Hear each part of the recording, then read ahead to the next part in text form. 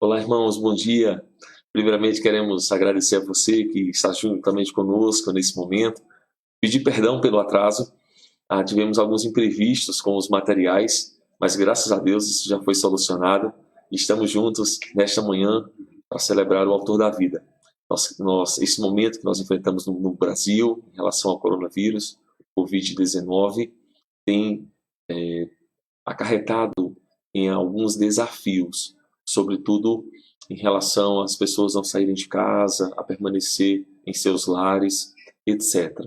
E em virtude disto, a nossa igreja tem também se atentado a isto. Aliás, nós fizemos isto desde a semana passada, e o nosso desejo é que, mesmo distante fisicamente, mas que possamos juntos adorar ao eterno Criador.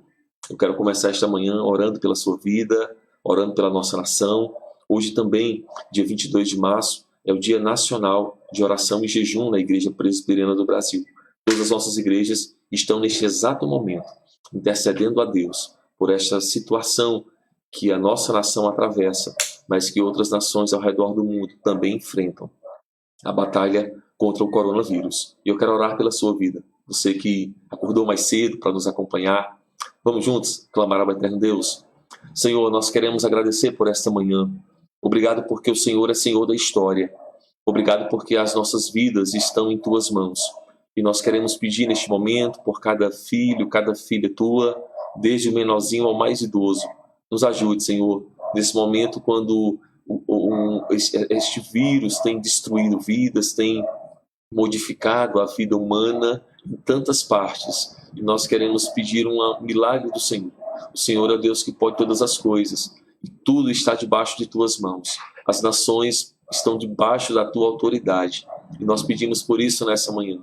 Abençoa esta casa, talvez uma casa que tem trabalhadores que estão impedidos de executar o exercício diário. Mas que o Senhor fortaleça cada coração, dando-lhes alegria, dando-lhes contentamento. Pai, queremos pedir pelos profissionais autônomos que numa situação como esta também se veem numa situação difícil, mas que o Senhor também traga paz ao coração. Queremos pedir pelos nossos idosos, por nossas crianças. Queremos clamar, Pai, por irmãos que muitas vezes enfrentam problemas com doenças crônicas e que, em virtude disto, fazem parte dos grupos de risco. Que o Senhor derrame favor sobre cada uma dessas vidas e nos ajude, Pai, a atravessar este momento, dependendo unicamente do Senhor. Nós queremos agradecer por cada filho, cada filha tua que nos acompanha neste momento, que seja uma manhã de aprendizado para a glória do teu nome. Nós oramos agradecidos, no nome que é sobre todo nome, no nome de Jesus. Amém. Queridos, o nosso texto da nossa meditação nessa manhã será o livro de Deuteronômio, capítulo de número 1. Livro de Deuteronômio, capítulo de número 1. Inicialmente, nós vamos ler os 8 primeiros versículos. Diz assim: São estas palavras que Moisés falou a todo Israel, da além do Jordão, no deserto, no Arabá, defronte do mar de Sufi, entre Parã, Tofel, Labã, Azerote e de Zaabe, jornada de 11 dias desde Horebe, pelo caminho da montanha de Seir até Cades Barneia. Sucedeu que no ano 40º, no primeiro dia do 11º mês, falou Moisés aos filhos de Israel, segundo tudo que o Senhor lhe mandara a respeito deles. Depois que feriu a Seom, rei dos amorreus, que habitava em Esbom, e a Og, rei de Bassã, que habitava em Astarote, em Edrei, além do Jordão, na terra de Moabe, encarregou-se Moisés de explicar esta lei, dizendo: O Senhor nosso Deus nos falou em Horebe, dizendo: Tempo bastante haveis estado neste monte. Voltai-vos e parti, ide à região montanhosa dos amorreus, e a todos os seus vizinhos no Arabá, e a região montanhosa e a baixada, e ao Neguebe, e a costa marítima, terra dos cananeus, e ao Líbano, até ao grande rio Eufrates. Eis aqui a terra que eu pus diante de vós. Entrai e possuí a terra, que o Senhor, com juramento, deu a vossos pais, Abraão, Isaque e Jacó, a eles e à sua descendência depois deles. Irmãos, recordar é viver. Eis uma expressão bastante usual, mas que faz diferença em nossas vidas.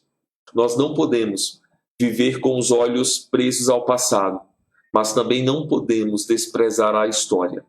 É interessante que a melhor forma de caminhar com segurança é vislumbrar o porvir, mas sem esquecer o passado. O que é que isso significa? Isso significa agir com a mesma tranquilidade que acompanha o motorista prudente, que olha para frente, mas sem ignorar os retrovisores do veículo, por serem indispensáveis para se transitar com segurança. A história é tema de vital importância para a igreja, uma vez que cresce a tendência de se perseguir o futuro, ignorando-se o passado. Aliás, é uma cena bem comum da vida humana, dos tempos modernos.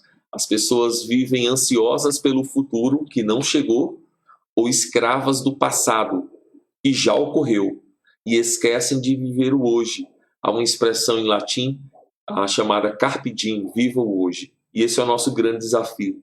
Aliás, a ansiedade trabalha muito com isso. As pessoas sofrem antecipadamente pelo futuro. Por exemplo, o que vai acontecer em 2030? Onde estarei em 2040? Ou vivem presas ao passado. Tempo bom era a década de 70. Tempo inesquecível foi a década de 80, etc, etc. Mas é interessante que a história é um tema importantíssimo para a igreja. Importantíssimo, uma vez que cresce a tendência, como eu mencionei, de perseguir o futuro, ignorando o seu passado. Amigos, é nesse contexto que se insere o livro de Deuteronômio. É justamente nesse contexto. Esse importante documento pertence à base de transição da história do povo de Deus, que após caminhar 40 anos pelo deserto, encontrava-se à porta da terra prometida. E foi necessário rememorar lições do passado para que a nova vida, na nova terra, em todos os aspectos, superasse a experiência passada. Deuteronômio quer dizer uma cópia da lei ou uma segunda lei, seria uma boa tradução. É uma referência e a lei que Moisés recebe das mãos do próprio Deus. Aliás, na verdade, Deuteronômio vai repetir, em parte, o material narrativo e, sobretudo, legislativo, espalhado nos demais, ou espalhado pelo Pentateuco. A semelhança dos demais primeiros livros, Gênesis, Êxodo, Levítico, Números, Moisés é a figura dominante de todo o livro. Pouco antes de morrer, ele proferiu um longo discurso, interpelando, questionando aos ouvintes a recordarem as leis e os planos de Deus. São as palavras de exortação que desafiavam a fidelidade às promessas de Deus. E é importante lembrar isso, porque por esta causa, Deuteronômio continua gozando de bastante atualidade para a nossa vida cristã, pois combate a correria desenfreada. É uma espécie de stop à falta de respeito pela vida, combate o imediatismo, que são fatores que levam a decisões precipitadas, produzindo tantos erros e dissabores. No primeiro capítulo do livro, capítulo 1, Moisés vai resumir os acontecimentos desde a partida de Israel no Monte Horebe até a conquista da Transjordânia. Em seu empolgado discurso, ele conclama o povo a valorizar sua rica história, mantendo-se fiel aos planos de Deus.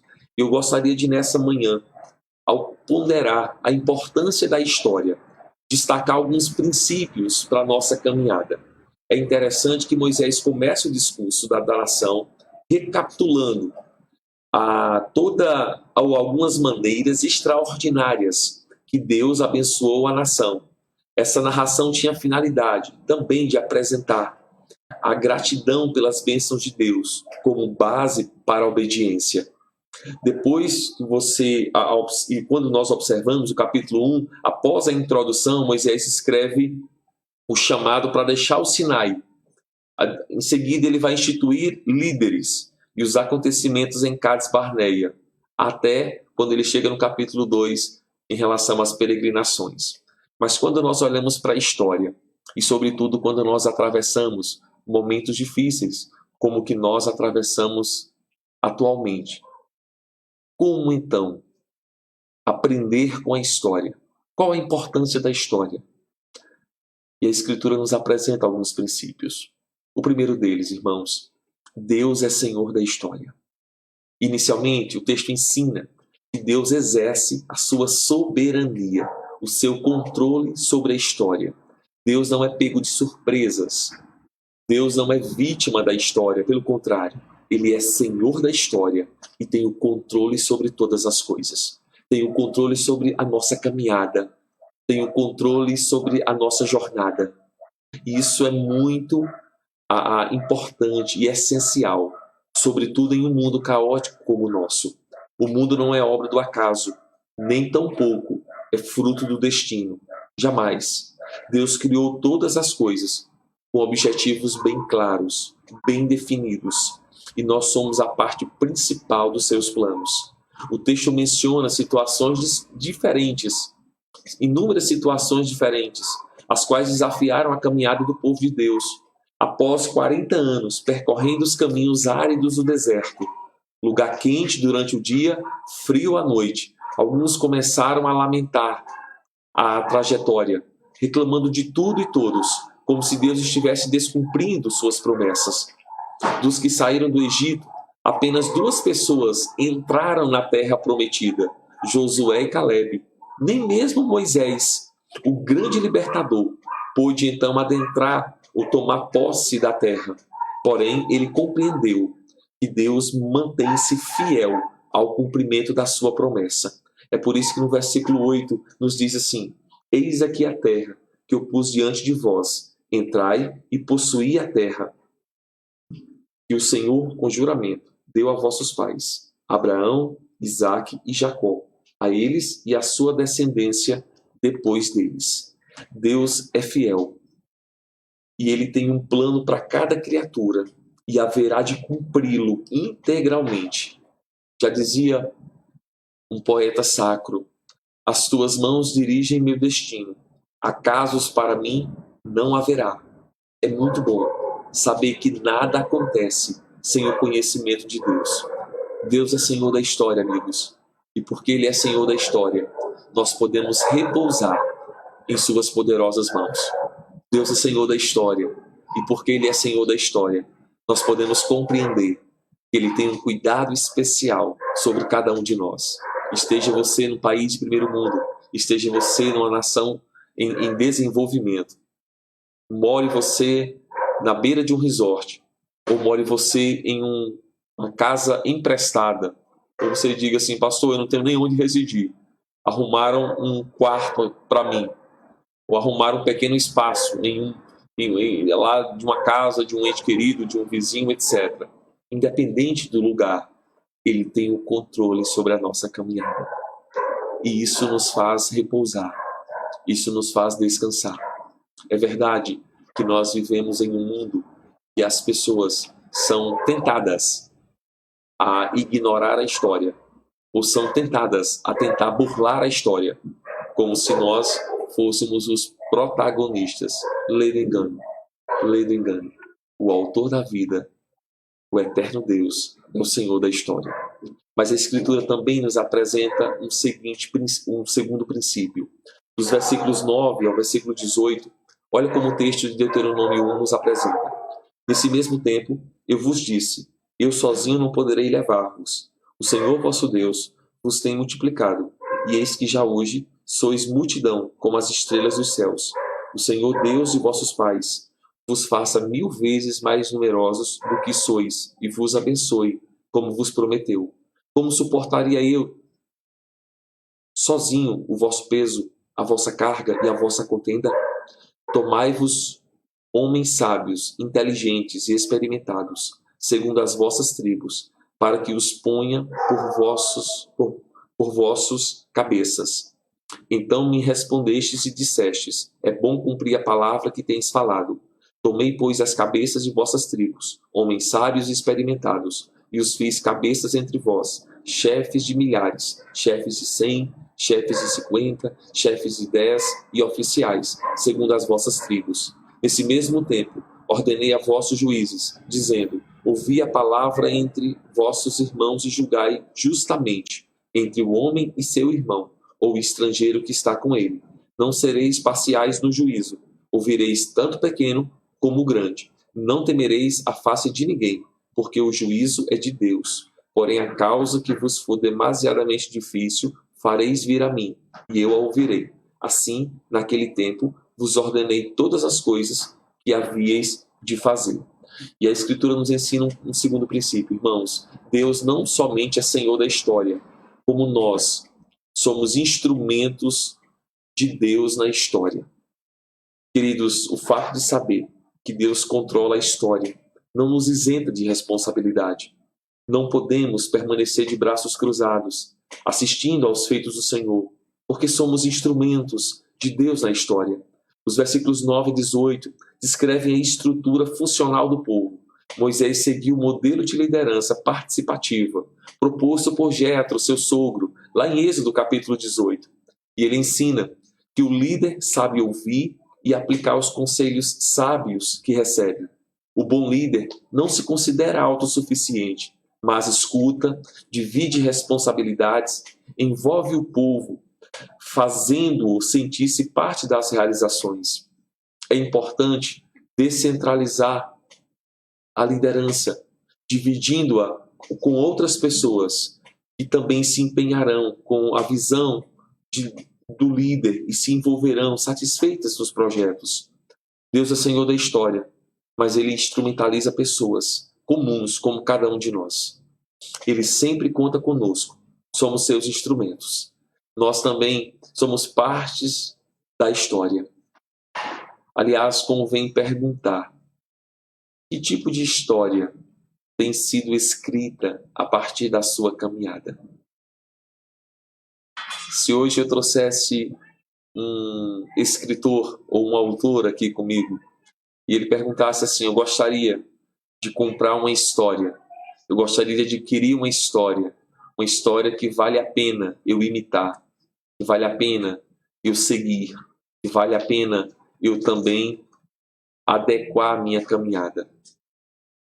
Valeria a pena investir na sua história? Porque é fato que o nosso referencial é o autor da vida. Ele é o exemplo maior e ele transforma vidas, restaura vidas, para que também possamos ser úteis aonde ele nos colocou. Lembre-se disso. A sua história não é desconexa. A sua história não é um emaranhado de coisas. Não, não. A sua história é escrita pelo autor da vida. Você é alvo do amor do eterno Deus. Por isso, tome cuidado com a maneira como você tem vivenciado a vida. Tome cuidado com a maneira como você tem vivenciado a sua história de vida. Sempre é possível melhorar. Sempre é possível viver uma vida mais parecida com Deus. Isso é um desafio para todos nós. Como é que nós temos compreendido isso? De que maneira nós temos entendido isso? De que maneira temos enxergado isto? Mas a Escritura não apenas diz que Deus é o Senhor da história, não apenas diz que nós, o seu povo, os seus filhos, somos instrumentos de Deus na história, mas a Escritura também nos apresenta, irmãos, uma realidade fundamental. Ou seja, nós devemos tomar cuidado com as possíveis visões da história. Como enxergamos a história? Recorda-nos ainda que existem duas grandes visões da história. Por exemplo, há uma visão pessimista, aqui representada pelo povo, que recebe o relatório dos espias com incredulidade, enxergando somente os problemas e as dificuldades. Olha como o texto sagrado, a partir do versículo 19, vai apresentar esses dois modelos, ou essas duas grandes visões da história. Diz assim o texto: então partimos de Horebe e caminhamos por todo aquele grande e terrível deserto, que vistes pelo caminho da região montanhosa dos amorreus, como o Senhor nosso Deus nos ordenara, e chegamos a Cades Barneia. Então eu vos disse: tendes chegado à região montanhosa dos amorreus, que o Senhor nosso Deus nos dá. Eis que o Senhor teu Deus te colocou esta terra diante de ti. Sobe, possuía, como te falou o Senhor, Deus de teus pais. Não temas, não te assustes. Então todos vós vos chegastes a mim e dissestes: mandemos homens adiante de nós, para que nos espiem a terra e nos digam por que caminho devemos subir e a que cidades devemos ir. Isto me pareceu bem, de maneira que tomei dentre vós 12 homens, de cada tribo um homem, e foram-se e subiram a região montanhosa, e espiando a terra, vieram até o vale de Escol, e tomaram do fruto da terra nas mãos, e nolo trouxeram, e nos informaram dizendo, é terra boa, que nos dá o Senhor nosso Deus. Porém, vós não quisestes subir, mas fostes rebeldes à ordem do Senhor vosso Deus. Murmurastes nas vossas tendas, e dissestes, tem o Senhor contra nós ódio. Por isso nos tirou da terra do Egito, para nos entregar nas mãos dos amorreus, e destruir-nos. Para onde subiremos? Nossos irmãos fizeram com que se derretesse o nosso coração, dizendo, maior e mais alto do que nós é este povo. As cidades são grandes e fortificadas até os céus. Também vimos ali os filhos dos Enaquins. Então eu vos disse, não vos espanteis, nem os temais. O Senhor vosso Deus, que vai adiante de vós, ele pelejará por vós, segundo tudo que ele fez conosco, diante de vossos olhos no Egito, como também no deserto, onde vistes que o Senhor vosso Deus, nele vos levou, como um homem leva seu filho, por todo o caminho pelo qual andastes, até chegardes a este lugar. Mas nem por isso crestes no Senhor vosso Deus, que foi adiante de vós por todo o caminho, para vos procurar o lugar onde deveríeis acampar, de noite no fogo, para vos mostrar o caminho por onde havíeis de andar, e de dia na nuvem. Queridos, a visão pessimista. Percebam essas duas visões na história. De um lado, a visão pessimista, que aqui o povo recebe o relatório dos espias com incredulidade, enxergando somente os problemas, enxergando somente as dificuldades. Aliás, amigos, enxergar problema e dificuldade não precisa de muito esforço. Isso é bem comum na nossa sociedade. Aliás, conviver com pessoas assim é algo bem comum para muitos de nós. Bem comum. A pessoa enxerga apenas o que falta. Enxerga somente as dificuldades. Enxerga somente os problemas. Por outro lado, nós temos uma visão otimista, aqui representada pelos homens de fé, que visitaram a terra e, mesmo sabendo da existência dos problemas, creram na possibilidade de conquistá-la. Eles apresentaram um relatório com evidências convincentes, acompanhado de frutos da terra, e constataram, olha o versículo 25, é terra boa que nos dá o Senhor nosso Deus. Os pessimistas não se contentaram com isto, em ouvir o bom relatório, e passaram a murmurar contra o Senhor. O versículo 27 diz, murmurastes nas vossas tendas, e dissestes, tem o Senhor contra nós ódio, por isso nos tirou da terra do Egito, para nos entregar nas mãos dos amorreus, e destruir-nos. Reclamaram da caminhada, sentiram-se enfraquecidos, inferiorizados frente às cidades. O versículo 28, eles olham para as cidades e dizem assim, grandes e fortificadas até os céus, habitadas por gigantes, e mesmo encorajados por Moisés. Os pessimistas preferiram acalentar o desânimo que motivou a ira de Deus. Esse é um retrato muito presente na história. Há pessoas que só conseguem enxergar a realidade negativamente, identificando-se dificuldades e empecilhos. Felizmente, graças a Deus, há muitas pessoas movidas pela fé verdadeira, que enfrentam os desafios em nome do Senhor da história. Sabemos que os problemas são parte da vida, e o desafio é encará-los, não na habilidade humana, não na capacidade humana, mas na força do Senhor da história, que guia os passos de todo o seu povo, de todos os seus filhos.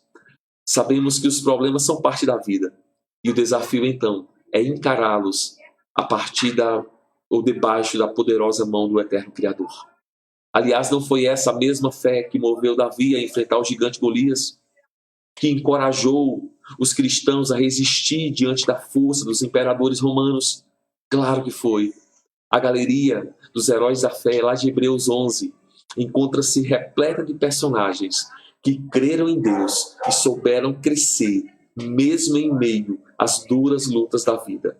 O nosso desafio, irmãos, creiamos no Deus dos impossíveis, que reverte situações, as mais difíceis, para executar os seus benditos e preciosos planos. Deus é bom e Ele escreve a história com cuidado. Ele escreve a história com atenção, porque a história não é escrita por algum mortal, mas por Ele, o Todo-Poderoso, o Eterno Criador. Enxergar o lado bom em situações problemáticas é favor de Deus. A nossa tendência como seres humanos é reclamar de tudo e todos. A nossa tendência é reproduzir a reclamação constante. Mas quando nós conhecemos a Deus, você aprende que o choro pode durar uma noite, mas a alegria vem pela manhã. Quando nós conhecemos a Deus, nós aprendemos que quem vai semear, quem sai para semear, e o salmista expressa isso de uma maneira preciosa. Ele diz no Salmo 126, quem sai andando e chorando, enquanto semeia, voltará com júbilo, trazendo seus feixes. Sorrir no dia mau é dádiva do eterno Deus. Celebrar a vida no dia mau é reconhecer que Ele é Senhor da história e continua no controle, apesar das intempéries, apesar dos desastres, apesar das calamidades que todos nós estamos sujeitos a enfrentá-las. Mas por último, irmãos, o texto sagrado, a partir do versículo 41, vai nos apresentar mais um princípio. Diz assim: então respondestes e me dissestes, pecamos contra o Senhor, nós subiremos e pelejaremos, segundo tudo o que nos ordenou o Senhor nosso Deus. Vós vos armastes, cada um dos seus instrumentos de guerra, e vos mostrastes temerários em subindo a região montanhosa. Disse-me o Senhor, dize-lhes, não subais nem pelejeis, pois não estou no meio de vós, para que não sejais derrotados diante dos vossos inimigos. Assim vos falei, e não escutastes. Antes fostes rebeldes às ordens do Senhor, e presunçosos subistes as montanhas. Os amorreus que habitavam naquela região montanhosa vos saíram ao encontro, e vos perseguiram, como fazem as abelhas, e vos derrotaram, desde Seir até Hormá. Tornaste-vos, pois, e chorastes perante o Senhor. Porém o Senhor não vos ouviu, não inclinou os ouvidos a vós outros. Assim permanecestes muitos dias em Cádiz. Queridos, a Escritura nos ensina um quarto princípio. Nós devemos confiar em Deus e não em nós mesmos. Os versículos 41 a 45 ensinam que quando o povo confiou em si e se dispôs a enfrentar os adversários sem a autorização de Deus, instalou-se o fracasso e a derrota, obrigando-os a sair correndo como se perseguido por um enxame de abelhas. O povo se dispusera a enfrentar os adversários, porém baseado em sua própria capacidade, baseado em seu armamento, baseado em sua própria força. A rebeldia e a presunção levaram o povo a desobedecer ao Senhor. Vezes sem conta, somos levados a determinadas aventuras, baseados em nossa própria capacidade. Diz o texto que o povo chorou diante do Senhor, mas não foi ouvido. Deus não se impressiona, nem se move pelo jogo emocional dos nossos remorsos. Ele deseja nos responsabilizar pelos nossos atos, para que possamos compreender os seus sublimes propósitos, a sua bendita vontade, que é boa, agradável e perfeita. Conta-nos o apóstolo Paulo que por 3 vezes ele rogou ao Senhor que removesse o seu espinho na carne, mas sempre ouviu a mesma resposta: a minha graça te basta, porque o meu poder se aperfeiçoa na fraqueza. Então concluiu: de boa vontade, pois, mais me gloriarei nas fraquezas, para que sobre mim repouse o poder do Criador. Lá na segunda epístola de Paulo aos Coríntios, capítulo 12, a partir do versículo 9.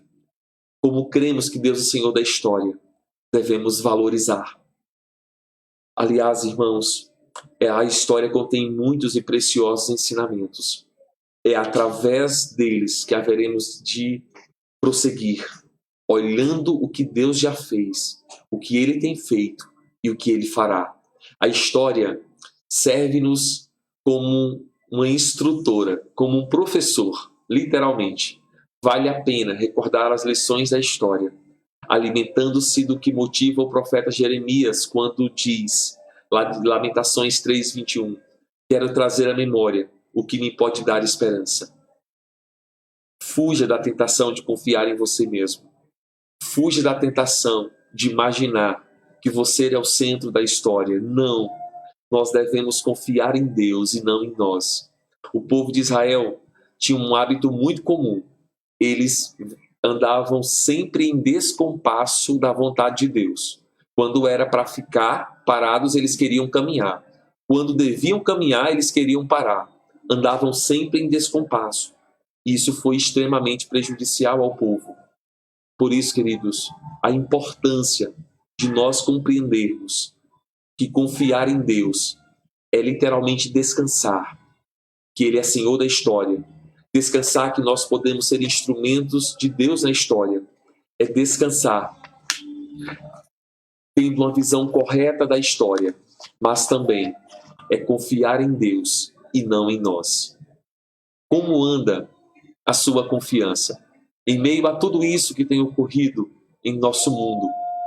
Como anda a sua confiança? E eu gostaria de lembrá-los que em Cristo Jesus, Deus nos conduz em triunfo. É por isso que o apóstolo Paulo vai escrever na segunda epístola aos Coríntios, no capítulo 2, e no versículo 14 ele diz assim: graças, porém, a Deus, que em Cristo sempre nos conduz em triunfo e por meio de nós manifesta em todo lugar a fragrância do seu conhecimento. A sua visão, a sua perspectiva da história tem sido pessimista ou otimista? E o que confirma essa sua opinião? Porque algumas pessoas que falam, pastor, minha visão é otimista, mas na prática, sua visão é extremamente desanimadora. Há outros que falam, minha visão é otimista, mas parece que ela é momentânea, é uma vez ou outra. Não, a questão não é essa. A questão é, você de fato possui uma visão correta da história a partir da orientação do eterno Deus? Você tem observado a história e visto a mão de Deus, tanto no transcorrer da história, como na sua vida hoje? Você não é apenas um número de RG, amigo. Você não é apenas um número de RG, mulher que me escuta. Nós somos a imagem e semelhança de Deus. Aquela expressão da Imago Dei. Por isso, lembre-se, Deus é Senhor da história. Eu quero orar pela sua vida. Eu quero clamar a Deus pela sua casa, pelos seus entes queridos. Eu não sei como tem sido a sua história. Eu não sei como tem sido o seu dia a dia. Mas eu quero, junto com você, clamar ao eterno Deus. Oremos, irmãos. Senhor, obrigado. Obrigado porque o Senhor é Senhor da história. Obrigado porque nada pega o Senhor de surpresa. Muito pelo contrário, Pai. O Senhor é onisciente, sabe de todas as coisas. É onipotente, cujo poder não tem limites. E é onipresente, está em todo lugar. Graças te damos por isso. Abençoa a vida deste homem, desta mulher, desta menina que nos escuta. Deste idoso, Pai, desta idosa que estão aqui conosco ao vivo. Que o Senhor mesmo capacite cada coração. Nos ajude a olhar para a história e ver a tua preciosa mão. O Senhor é o Deus que fez no passado, que faz no presente e que voltará no futuro glorioso para buscar o teu povo. Graças te damos por isso, Pai, no nome que é sobre todo nome, no nome de Jesus. Amém. Irmãos, Deus abençoe sua vida, abençoe seu coração. Vocês viram que nós temos trilha sonora na cidade, né? Então, peço a gentileza de você compreender, senão vocês falam assim, olha, estava lá no culto da igreja, tinha uma trilha sonora de fundo. Calma, gente boa, essa trilha sonora não fomos nós que criamos, tá certo? Mas a própria população da cidade, do município, que está desenvolvendo, tá bom? Então, conto com a sua compreensão em relação a isto. Outra coisa, gostaria de fazer 2 pedidos. O primeiro deles, curta a nossa página no Facebook, IPNJ Cumbica. IPNJ, as iniciais, Igreja Presbiteriana Nova Jerusalém Cumbica. E o segundo pedido, curta o nosso canal no YouTube, tá certo? IPNJ Cumbica, tá bom? Então curta a nossa página no Facebook e no YouTube. Compartilhe, replique isso. Hoje à noite, o nosso culto também será transmitido em sintonia com o YouTube. O YouTube, uma vez que é criado o canal, ele pede um período de 24 horas para poder a gravação lá também sair ao vivo, tá bom? Então eu conto com a sua colaboração, com a sua participação. Por favor, mais uma vez, quero relembrar de alguns cuidados necessários para este dia, tá bom? Necessário para o enfrentamento do Covid-19, o coronavírus. Lave sempre as mãos. Use álcool em gel disponibilizado, ou se você não tiver álcool em gel, use vinagre, tente ao máximo manter a sua residência, o lugar onde você reside, limpo, tá bom? Se estiver gripado, tente colocar uma máscara, evite o aperto de mãos, abraços, beijos, mantenha um ambiente ventilado, mas acima de tudo ore e confie na vontade do Senhor. E uma palavra aqui aos queridos idosos, a você, vovô, vovó, que me escuta, com muito carinho, quero te fazer um pedido. Por favor, o senhor, a senhora, não saiam de casa, tá bom? Por gentileza, tentem ao máximo se manter em casa. As pessoas de grupo de risco, imunodepressores, oncológicos, doenças respiratórias graves, cardiovasculares, doenças renais, por favor, tentem ao máximo se manter em casa. Nós entendemos que assim nós podemos evitar maiores problemas, inclusive a propagação do vírus. Então queremos fazer este pedido, tá bom? Quero aqui como pastor contar com a sua colaboração. Eu sei que nós temos muitos idosos neste momento nos acompanhando. Eu queria fazer esse pedido a você, tá bom? Por favor, temos orado. Todos os dias a nossa igreja tem um desafio. Deu meio-dia, onde nosso povo estiver, nós oramos. E nós temos orado pela sua vida, clamado a Deus pelos trabalhadores da nossa nação, clamado a Deus pelos empresários, clamado por aqueles que estão enfermos, aqueles que foram infectados pelo coronavírus. Temos rogado a Deus por isso. E hoje na nossa igreja presbiteriana, é o Dia Nacional de Jejum e Oração. E nós temos clamado pelo controle dessa pandemia. Temos orado pelos profissionais da saúde que estão, neste exato momento, nos centros de referência em saúde. Temos clamado pela a oportunidade de anúncio das boas novas. E eu gostaria de convidá-lo para que neste dia você também participe desse desafio de jejum e oração. Tá certo? Nós na Igreja Presbiteriana do Brasil vamos fazer isto em 3 períodos, de 6 da manhã ao meio-dia, de meio-dia às 18 horas e das 18 horas às 24 horas. Eu quero convidar você a orar pela nossa nação, a orar pelas nações espalhadas pelo mundo. Clame pelo seu município, clame pela sua igreja, clame pela sua família, clame pelas famílias próximas, clame pelas autoridades governantes desta nação. Mas clame também, queridos, para que Deus transforme nossos corações. Acima de tudo, a nossa vida repousa em Deus. E é nele que repousa a nossa esperança. Deus abençoe a sua vida, abençoe o seu coração. Eu quero agradecer a todos que estão aí online, agradecer a equipe hoje está reduzida aqui, mas gentilmente se dispuseram a vir. Vocês não conseguem visualizar, mas a turma está com luvas nas mãos. Ao chegar aqui, fizeram toda a higienização. Então, por favor, não esqueçam de orar por nós também, tá bom? Deus abençoe sua vida, abençoe seu coração. Obrigado às igrejas co-irmãs que também estão nos acompanhando neste exato momento, tá bom? Um fraterno abraço. Obrigado aos pastores que gentilmente convocaram suas igrejas para nos acompanhar nesta manhã. Deus abençoe sua vida, no nome de Jesus. Um fraterno abraço, queridos.